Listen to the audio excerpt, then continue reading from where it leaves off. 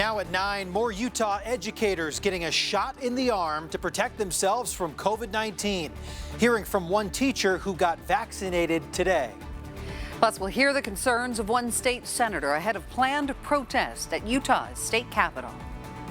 Concealed carry classes in Utah are seeing record numbers of students. On Fox 13, Spencer Joseph will have the story of one of those classes coming up. And our next cold front on the way. What it lacks in precipitation and makes it up with some winds. Where will the winds be the strongest? I'll let you know coming up. Live from Utah's news leader, Fox 13 News at 9 starts right now.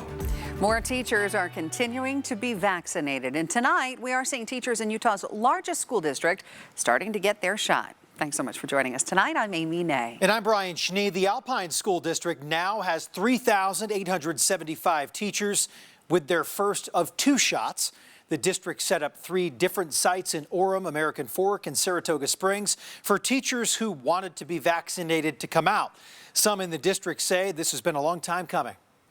I have been so excited for this day. I have been counting down the days, even when they announced it before Christmas. I'm like, okay, maybe before the end of the year. And they pushed it back and they pushed it back. It's the day we've been waiting for to, hopefully get back to normalcy. Now, the Alpine School District will continue to vaccinate its teachers as vaccines continue to roll out. In the big picture of the vaccine front, Utah reporting nearly 10,000 more COVID vaccines have been administered since yesterday. That brings the total number of administered to over 150,000. More numbers to tell you about. Utah saw another 2,100 new positive tests of COVID-19 in today's report by the state. 13 more COVID deaths were also reported today. That puts our statewide total at 322,000. Our weekly positivity rate is just under 25%. ICU beds are at 94% capacity. The Utah Department of Health deployed its monoclonal antibody strike teams for the first time today. They were sent out to long-term care facilities facing some outbreaks. Monoclonal antibodies work to block the virus that causes COVID-19 from attaching to human cells, making it more difficult for the virus to reproduce and cause harm to the human body.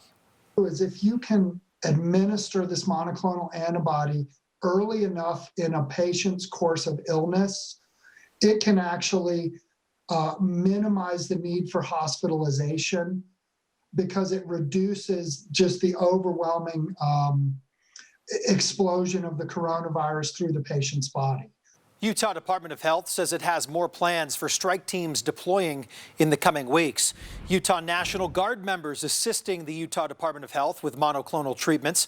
Today, 18 citizen soldiers worked alongside healthcare workers in those long-term healthcare facilities in northern Utah to provide the antibody treatment to 35 patients.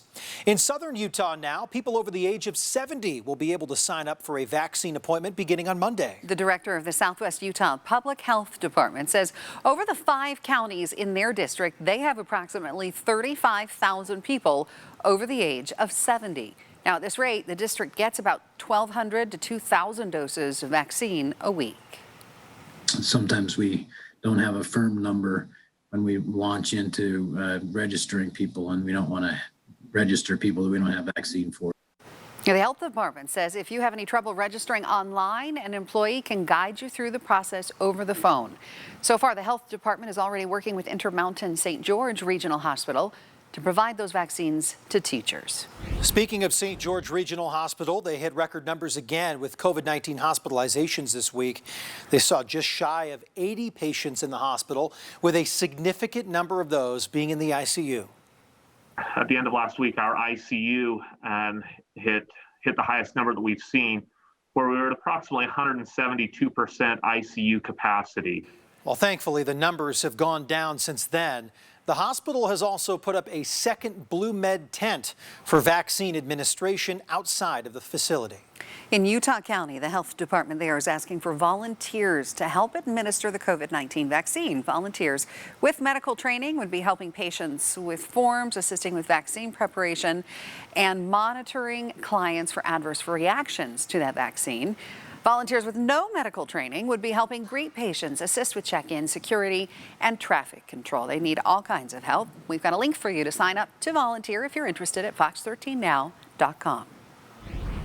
Now to a developing story. A Utah state legislator is raising the alarm on Capitol security. Senator Derek Kitchen has safety concerns as armed protests are expected at Capitol buildings all across the country this week, including here in Utah. Fox 13's John Franke has a look at why a gun ban is not imminent. We have the ability to restrict things like paint, but we statutorily are unable to restrict things like guns. This is the tweet Senator Derek Kitchen posted Friday. It asked the question, did you know Utah is only one of 2 states that cannot restrict firearms at the Capitol? This is democracy in action, and we need to protect it just as we will a church or a school or a courthouse. The tweet is in response to the January 6th insurgents at the nation's capital. Preserving democracy and the democratic process is key, and if it can be overthrown so easily, then what's the point? Now, as the Utah State Legislature gets set to convene next week, Kitchen says he supports a firearm ban inside the state capitol building. That's exactly what needs to happen, honestly, at the Utah State Capitol. We need to have safe, secure policymaking. But a Capitol gun ban most likely won't happen anytime soon. I'm not inclined to support anything that would really infringe upon those rights. And that goes for our First Amendment rights and our Second Amendment rights. Representative Corey Malloy says he understands the safety concerns, especially this week. Just like everybody else, I'm a little nervous, don't know exactly what's going to happen. But Malloy, who supports a bill allowing concealed carry without a permit, believes a restriction on guns hurts those who arm themselves responsibly. The majority, nearly all gun owners, in my opinion, are lawful gun owners. In anticipation of potentially violent protests, Governor Spencer Cox's executive order has shut down the Capitol grounds to the public through January 21st. But as it stands now, when the building reopens, there is nothing that would stop a legal gun owner from bringing one inside. This isn't about responsible gun ownership. This is about making sure that our elected officials aren't killed. A lot of people are carrying firearms, and there's just never been an incident where I've felt threatened or scared or anything like that. In Salt Lake City, John Franke, Fox 13 News, Utah. Thank you, John. Meantime, some Trump supporters gathered today in West Jordan to show their support to the president just days before he's set to leave office. Fox 13's Diego Romo spoke to some of those that were actually spending some time last week in Washington, D.C. at the rally there, and they spoke about the future of the election process. About 50 people gathered in the parking lot of an abandoned department store in West Jordan for a rally in support of President Donald Trump. Although no one agreed to speak with me on camera, they did have a lot to say to me personally. Their cars bearing pro-Trump and pro-Second Amendment flags, a few carrying rifles and wearing bulletproof vests. Many of the people I spoke with are members of self-described patriot groups. At least 4 were in Washington, D.C. on January 6th and attended Trump's speech near the White House. They say their hesitancy to speak on camera comes from the backlash they've received since that day. One woman says several friends and even family members won't speak to her anymore. Another man says he's in fear of losing his job. All are still questioning the results of the election, despite investigations into claims of election fraud in several states returning no evidence of foul play. One woman described a globalist plot to take over the United States, often pushed by members of the QAnon conspiracy theory group. They say they feel like they've been silenced after being removed from social media sites like Facebook, Twitter, and most recently Parler after Amazon removed the app from its servers. They added that they will continue to support Donald Trump even after President-elect Joe Biden is inaugurated on Wednesday. They said that they will not be attending any protests planned for the Utah State Capitol on Sunday. In Salt Lake City, Diego Romo, Fox 13 News, Utah. Stay with Fox 13 News as we continue to track any potential unrest here at home and across the country. We'll keep you updated on whatever takes place, both on air and on social media and on your favorite streaming devices, as well as fox13now.com. All right, take a look at this. An eagle swoops down to take one fisherman's catch, all for himself. Whoa, there he goes with the fish. It's quite a swipe. Thanks to Taryn Schultz for sending that in from Strawberry Reservoir today. What a beautiful day it was for fishing. Impressed they got that on camera, but not happy that they took the fish. I know. If you didn't have a video as a proof, it'd be a tall fisherman's tale, right? Hey, I caught this big fish, and then an eagle took it. We got it on video, and that is good. Another thing we captured was a beautiful sunset. Viewers sending in this photo, Chris Williams highlighting what he saw over the Great Salt Lake. It was a beautiful day, especially as we move into the afternoon. Now, it didn't start off too beautiful. We had haze around, cloudy skies. Temperatures today, though, above normal, where we reached the official high of 45 degrees in Salt Lake City. Mid-40s through Ogden, Provo as well, 30s in Logan. Temperatures for most locations almost 10 degrees above normal. Still some cold air trapped as you looked over towards the Uinta Basin. Your high today, 39 degrees, also in Moab. How about 65 degrees in St. George? These are spring-like temperatures, especially as we look towards southwestern Utah, where many of you may be taking a little bit of a vacation break towards southern Utah, enjoying some nice hiking conditions. Well, as we look right now, we stand in the 30s along the Wasatch Front, 20s in Logan. We've got mostly clear skies central and southern Utah. Northern Utah, a few high clouds around. It's going to be a calm evening, but cold. Overnight low dipping down to 26 degrees. Now we've got another cold front on the way. When does it get here? What does it bring? I'll let you know coming up. Thank you, Breck. And lots more ahead here on Fox 13 News at 9. Coming up, former employees alleging that hundreds of workers have been laid off in Utah County. We'll bring you both sides of what's happening at Evermore Park. Plus, hear the touching tribute in Iron County as deputies mourn the loss of one of their own. So glad you're joining us tonight. 2020 was a record-setting year for gun sales, but another thing that is now soaring is people who are signing up for concealed carry classes. Fox 13's Spencer Joseph sat in on a class today and joins us from Utah's Capitol Hill. A little bit of background about Utah's gun laws. We are a shall-issue state, which means if you go through the class, you can get your CCW permit. For Phil Snyder, who, by the way, today actually celebrates 25 years in law enforcement, he says he's never seen his classes any busier. That I enjoy making people confident and responsible and safe with the guns. For retired law enforcement officer Phil Snyder, And being prepared in case they do need it. he's seeing a lot of new business at his concealed carry classes. Things were kind of low, they were kind of steady, and then right after the November 3rd election, there was this big spike. But every time there's some political news that comes out, yeah, I definitely do notice a spike, and there's more people that are coming to the classes. Snyder travels all over the state to teach, even hosting private classes. And for him, he says safety is the #1 priority. I mean, I think the most important part of the class is the safety. If somebody is starting to carry a gun around and they don't know how to safe handle it, there's a lot of different accidents that can occur. Which is why he always encourages further training, especially shooting practice outside the classroom. And if they don't feel comfortable accurately shooting at a paper target, I encourage them to get further training. In the beginning of the class, I will ask them by a show of hands, I'll kind of do a little survey, how much experience? And most of them, the majority, they have little or no experience with a gun. I was one of the people who raised my hand that I didn't know much about how to handle a gun. One of those who took his advice is Alexia Nestor. I took the concealed carry class first, which I wish that I would have taken the pistol training first. Before 2020, she says, I wouldn't have ever thought that I would have been here. Throughout 2020, was watching the news and eventually saw a police car in Salt Lake on fire, flipped over, and realized that things might be getting a little crazy. The founding fathers, at the time that they wrote it, assumed that people would be responsible with how they were using their guns and assumed that people would know how to use the gun. So in uncertain times, to be able to have that reassurance that I have not only the freedom to do that, but the means necessary to protect ourselves. I think as long as people are concerned, that carrying that gun is going to make them feel safe. For Snyder, he says the classroom he rents is getting too small and he needs to probably expand soon. Also saying he might even expand to other states if business keeps growing this well. On the Hill, Spencer Joseph, Fox 13 News, Utah. Spencer, thanks so much.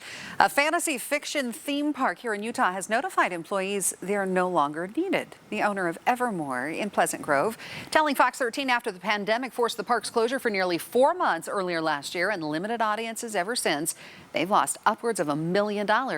He said he hoped to keep the winter show going with the help of a PPP loan, but that did not come through.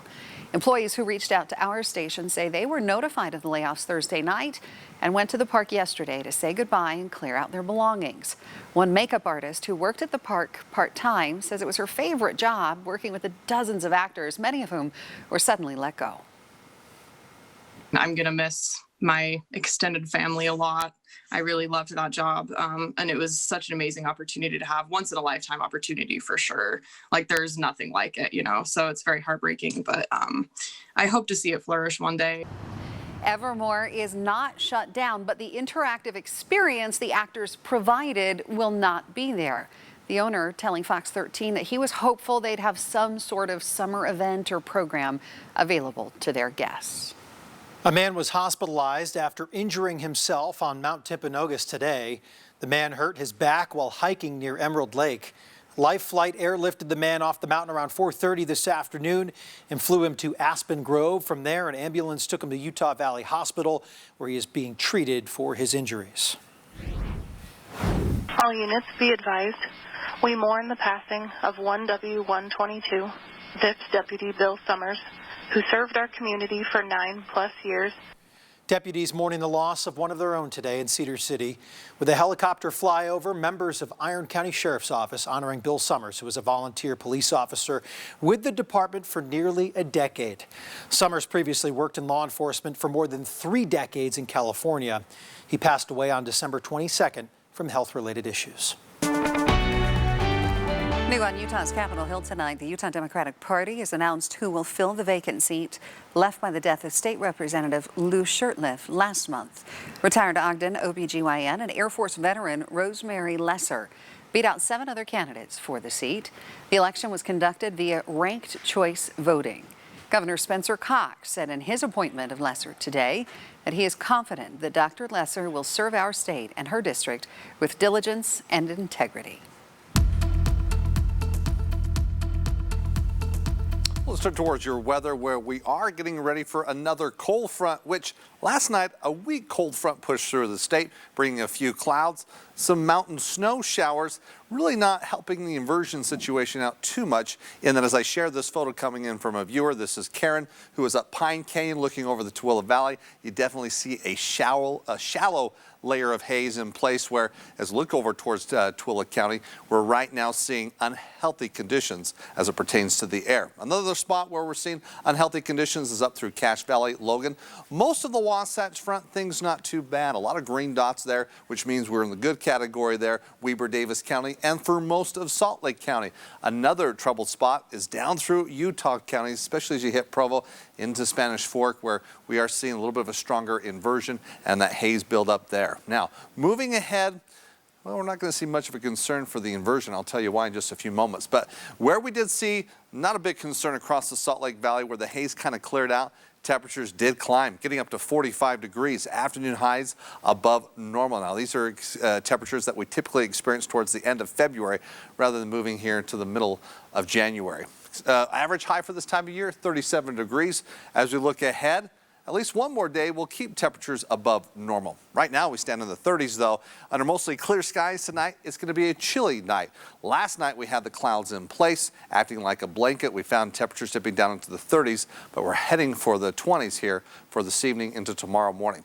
Now looking ahead, this is what we're expecting. Again, tomorrow highs above normal.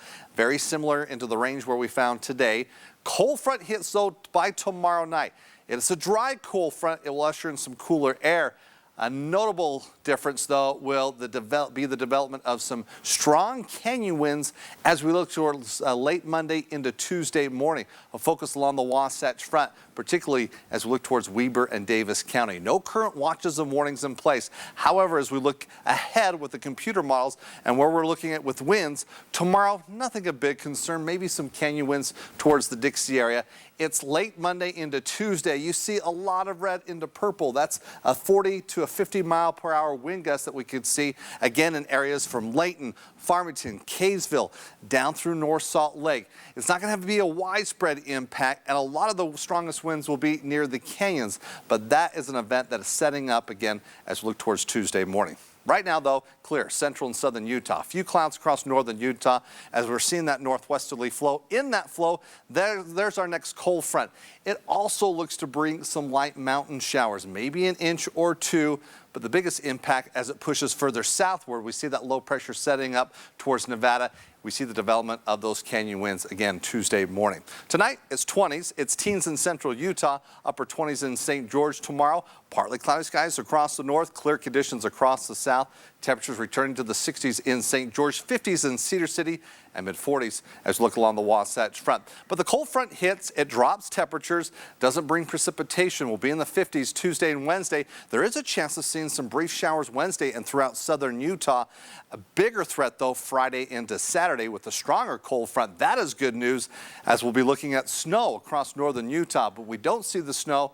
Again, just maybe a mountain shower tomorrow night. Monday, it's cloudy. We see the winds Tuesday morning. It tapers off by the afternoon. Wednesday and Thursday, partly cloudy skies. And then that stronger storm hits. It brings statewide impact and precipitation. Initially, a mixture of rain and snow turning into snow. And we're looking at snow accumulations both for the valleys and mountains. So that's good news. Keeping an eye on late next week. Thank you, Breck. Still to come. See how Utah and other states across the country are looking to help make things like insulin more affordable. And don't forget, when you can't watch Fox 13 live, you can watch us streaming online for free on Roku, Fire TV, and Apple TV. We are out there. Just search for Fox 13 on your device. We'll be right back. 1 in 4 diabetes patients have rationed insulin because of cost before the pandemic, and that number has only gotten worse as people continue to struggle financially. Thomas Hoppos shows us how some states, including Utah, are passing laws capping the amount a diabetes patient must pay each month, and other states are considering doing the same. My name is Samia Charity. I've been diagnosed with diabetes for about 10 years now. For Shamia, dealing with diabetes and paying for insulin isn't something that comes easily. You know, when you don't have the insulin, you're really trying hard to just keep it and use it. You know, even though the dose may be this, you may take it down a dose or two so you can have some for the next meal or the next day. And this is something that the American Diabetes Association says, unfortunately, is far too common and dangerous. A person who forgoes their insulin or rations, and we know that's happening, is at much, is at increased risk to become sick and even die in a fairly quick time frame. 1 in 4 before the pandemic were rationing their insulin. Which is why states across the country have been implementing laws to cap insulin price limits. The most recent state, Illinois, starting immediately this year, capping a 30-day supply of insulin at $100. For Shamia, she lives in Illinois, which this could change the way she lives. It will help me out tremendously.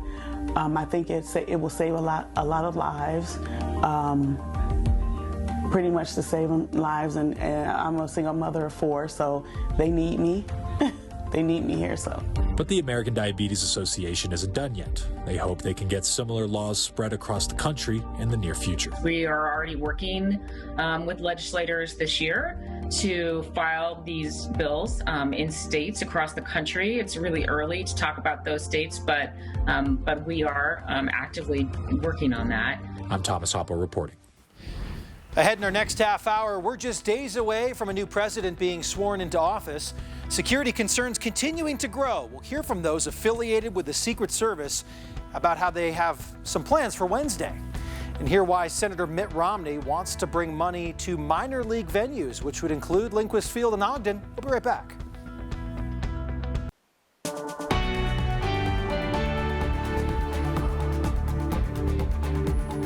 Thanks for joining us tonight at 9:30. It will be an inauguration day like no other in the middle of a devastating pandemic, 2 weeks after the insurrection at the U.S. Capitol building and days after an impeachment hearing, as well as more threats of violence to come. It brings up an important question. Should President-elect Joe Biden and Vice President-elect Kamala Harris take their oaths of office outside?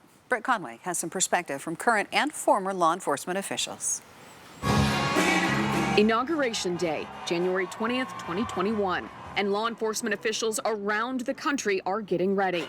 There's a great deal of very concerning chatter, and it's what you don't know that we are preparing for. Hoping for the best, preparing for anything, especially in the nation's capital, where President-elect Joe Biden and Vice President-elect Kamala Harris are expected to take their oaths of office outside. But a former Secret Service agent says he's confident the inauguration will be safe. The Secret Service, working with everybody, all of their law enforcement and intelligence partners, will ensure that Joe Biden, will take the oath of office outside and it will be safe. He says law enforcement is taking what he calls a multi-layered approach in its planning. We see a lot of the overt actions, but there are a lot of covert actions that they're taking. One senator expected to attend says the fact that the event will be so scaled down will work in their favor. Much more emphasis when it comes to the perimeter and the guard and what they're doing. So in that way, it's going to give them the ability to make this a very safe event, and they have told us that. And Biden and Harris say they're ready. I'm not afraid of taking the oath outside, and we've been getting briefed. With Harris telling NPR, we cannot yield to those who would try and make us afraid of who we are. Instead, she's thinking more about hitting the ground running after Inauguration Day. I will be thinking about all of the people who are counting on us to lead. I'm Britt Conway reporting. And in more national headlines for you right now, Utah Senator Mitt Romney joining other lawmakers to urge the Small Business Administration to include minor league sports venues in new grants for these shuttered venues. If minor league venues are included, places like Lindquist Field, home of the Ogden Raptors, could receive funding. Senator Romney argues that thousands of Americans are able to work thanks to these venues and that small businesses and charities also financially benefit. Now, the letter reads in part, quote, "Minor league sports are an essential part of the American culture and economy that provide valuable live entertainment to local communities that are affordable to American families." If you'd like to read the full letter, you can do so at our website, fox13now.com. Just released data from Johns Hopkins University showing the global COVID-19 death total has now topped 2 million. This is President-elect Joe Biden promising just days before his inauguration an overhaul of the nationwide vaccine rollout. Daryl Forges has a closer look at what health experts are projecting. A grim inauguration prediction.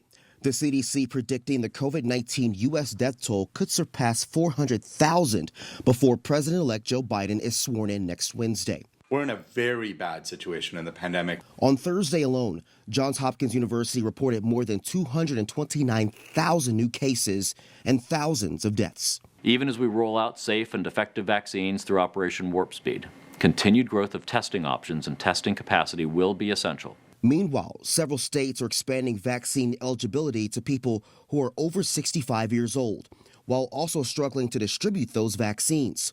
Over 30 million doses of the vaccine have been distributed. Only about 11 million have been administered. At the rate we've been on, Chicago won't be fully vaccinated for another year and a half. In California, Dodger Stadium doing a different kind of opening day, now serving as a mass vaccination site. Gillette Stadium in Massachusetts doing the same, as states scramble to put vaccines in arms. President-elect Biden releasing his vaccine distribution plan. He has called for 100 million shots in his first 100 days in office. The vaccine rollout in the United States has been a dismal failure thus far. Our administration will release the vast majority of the vaccines when they're available. Health experts believe it's possible. I think if we put our energy and resources into it, we absolutely can hit that. And to be perfectly honest, I want them to beat that because we need to get as many people vaccinated as quickly as possible. I'm Daryl Forges reporting. Back here at home, the Salt Lake Tribune's Sunday edition will take a closer look at the ongoing debate on the homeless encampment, Camp Last Hope. The encampment, located under an overpass near a railroad station in Salt Lake City, is home to over 100 people experiencing homelessness. City officials say they have health and safety concerns over the camp and that there are better ways in aiding the homeless. Residents of the camp say it is better than trying to get help from the city. And the reason why they call this Camp Last Hope is the people there see this as sort of their last hope for, staying together and not getting pushed around the city in these camp cleanups that the Salt Lake County Health Department conducts. Union Pacific, an owner of the property Camp Last Hope is on, say they're aware of the situation and will act appropriately in removing the campsite. You can read more about this story in tomorrow's edition of the Tribune and at sltrib.com. Well, a lot of people have been hit hard by the pandemic, but some are taking solace in the world of podcasting. We're going to show you more about that coming up. And before we go to break, let's look at a time lapse across the Salt Lake Valley today. Haze building, but then thinning out. Now another cold front looks to break into the valley and break those valley inversions. But when's our next decent snowstorm? I'll let you know when you might need your snow shovel coming up after the break.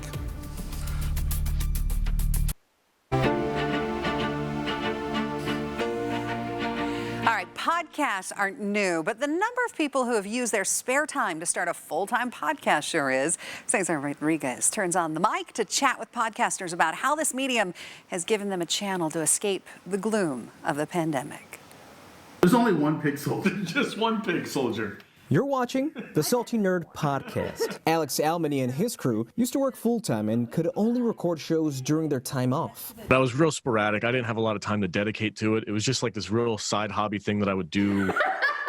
They shared this video of their show. So as a family man, obviously bills come into effect. Their hobby quickly changed when the pandemic impacted their jobs in May. But it's still very stressful. I don't have any other form of income. While the Almany family stayed afloat, Alex found an escape. And I didn't have a job, and neither did my other co-hosts. So we were able to dedicate a lot of time to kind of refining our idea of what we were going to do. We kind of got it set up so that we were actually making more content than we originally had planned. Part-time podcasters elsewhere are doing the same, turning full-time. Mike Gemke says he was scared of losing his job during the pandemic. We're going to pay you again until April 19th. After April 19th, everyone's going to be furloughed.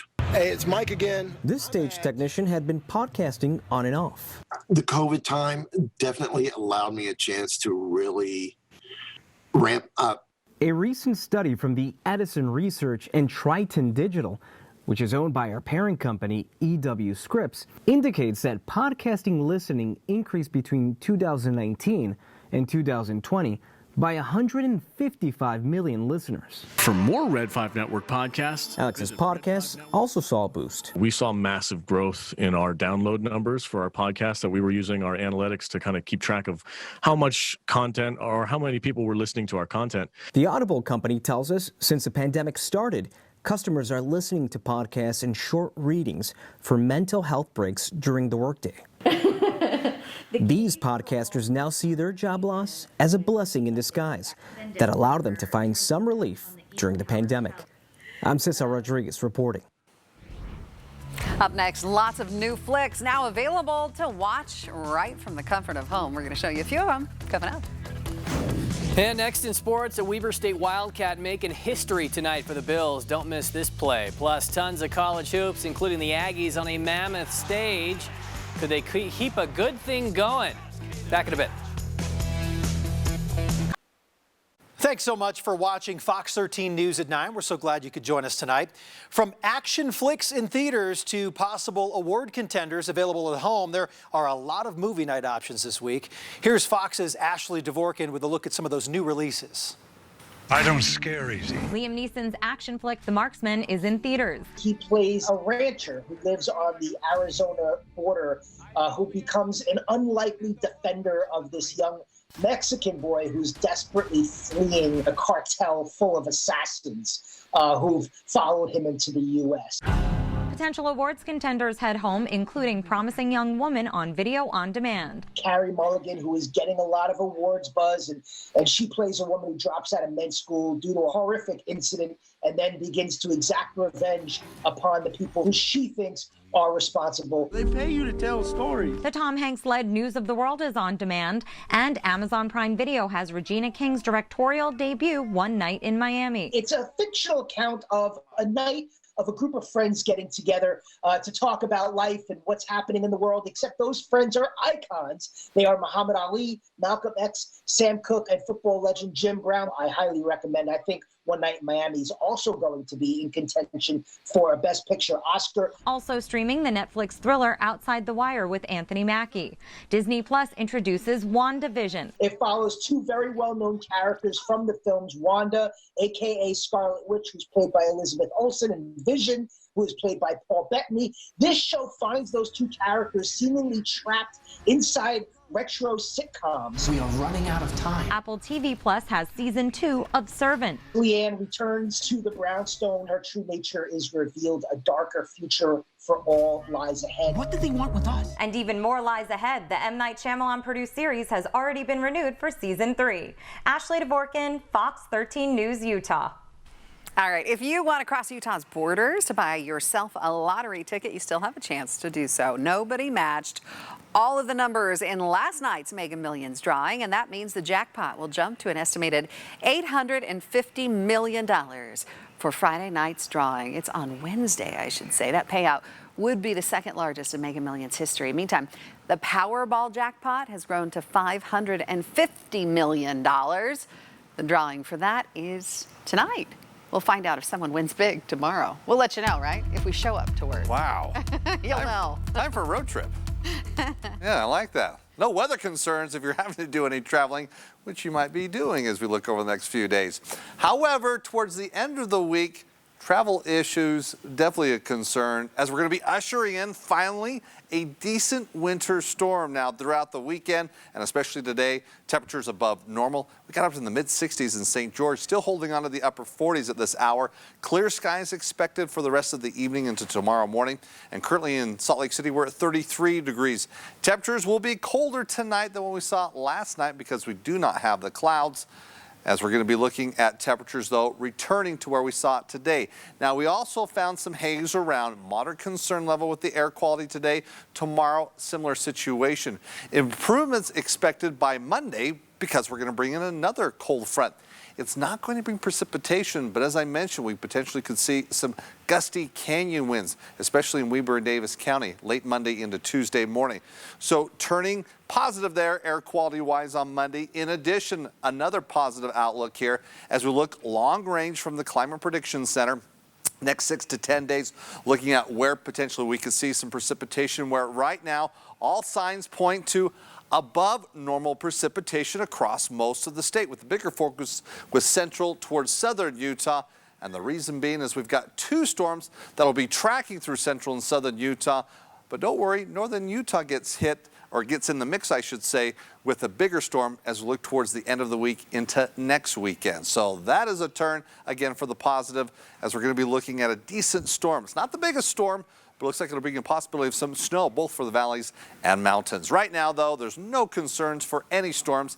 However, we are awaiting the arrival of our next cold front. It gets here tomorrow night, bringing that colder air. As mentioned, doesn't look like it'll bring much precipitation, but let me show you here over the next several days what we're looking at potentially, where again tomorrow, cold front on our doorstep, sweeping through. Early Monday morning, we can see some brief showers over the mountains turning towards central into southern Utah, heading into early Monday morning. And then that moves on, but it sets up a low pressure system off towards the southwest. That'll kick in those canyon winds again Tuesday morning. And we're looking at wind gusts close to 50, 55 miles per hour. Could maybe see some stronger wind gusts, but it's mainly near the canyons and it's not widespread, with the biggest focus in Weber and Davis County. So don't worry about being like the last September wind event. That will just not be the case. Now, turning into late Tuesday into Wednesday, showers across southern Utah, spilling over into areas such as St. George as that low pressure system digs further south and then moves on. Then we're good to go for the rest of the week up until Friday. A bigger storm. As you can see, a lot of blue, with the majority having an impact statewide. Again, this storm looks to bring both valley and mountain snow. Now, models, it's tough to really nail down the amounts as of yet, but hints indicating maybe a foot to a foot and a half for the mountains and just a few inches for the valleys, and that will turn towards central and southern Utah. So turning towards southern Utah this week, it is a good situation there, but northern Utah, again, end of the week, you get that storm. Now, looking at your hour-by-hour forecast to start off your Sunday morning, we're going to be looking at clear conditions, temperatures reaching the 40s, mid-40s in Salt Lake City as well as in Provo. We've got mid-40s in Moab and 60s in St. George. Down into the 50s Monday, Tuesday a little bit cooler. Rain showers on Wednesday, a mixture of rain and snow Friday into Saturday. You see a big temperature drop next weekend, northern Utah. It's mid-40s Monday, cloudy skies. Those winds early Tuesday morning. Then we're good to go up until Friday. We start off with rain and snow and then turning all into snow as we head into Saturday.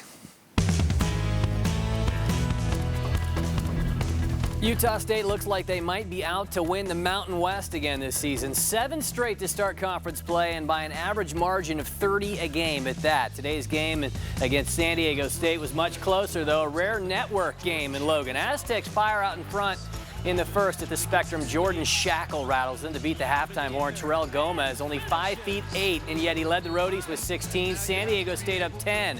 But the Aggies started half 2 on a 13-2 run. Brighton's own Brock Miller, then Stephen Ashworth sees Neemias Queta slipping through that back door.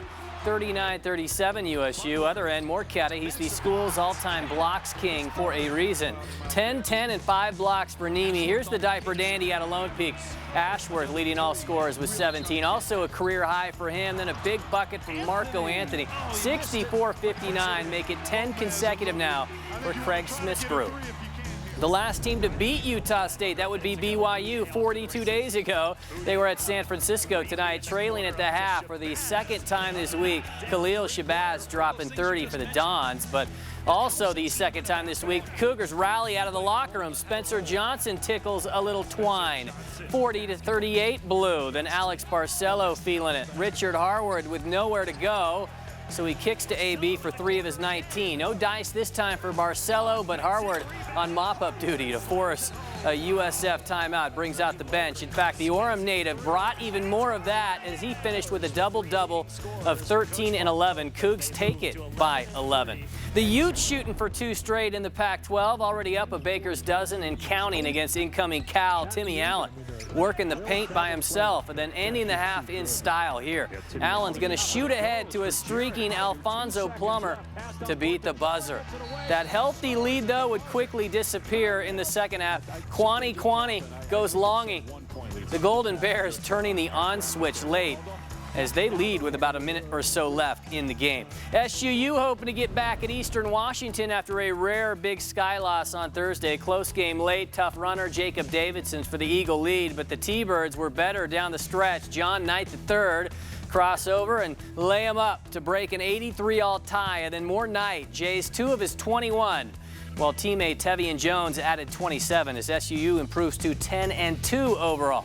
No surprise that Weber beat up on Yellowstone Christian today, and Ogden 15 different Wildcats in the scoring column, including Michael Kozak with 14. The lead soon to be 60+. Steal to KJ Cunningham.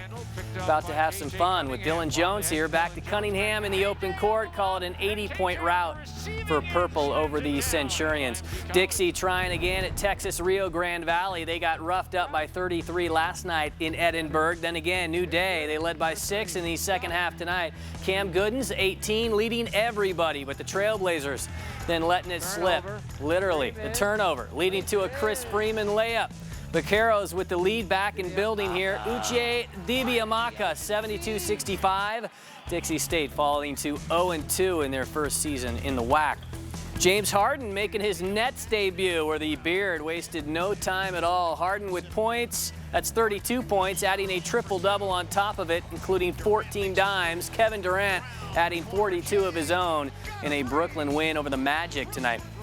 And the divisional playoffs underway, beginning with the Rams and Packers from Lambeau. Jamal Williams moving the chains for Green Bay, setting up a score. 12 carries and 65 yards for the BYU product. The Pack boosting the lead up to 16 in the third. Aaron Jones with their third 1-yard touchdown of the game. LA makes it interesting, though, after a hard hat pylon crossing by Cam Akers. The second effort gets it done, cuts it to a 7-point game. We still have a whole quarter to play, but that's where Aaron Rodgers inserts himself with a big one.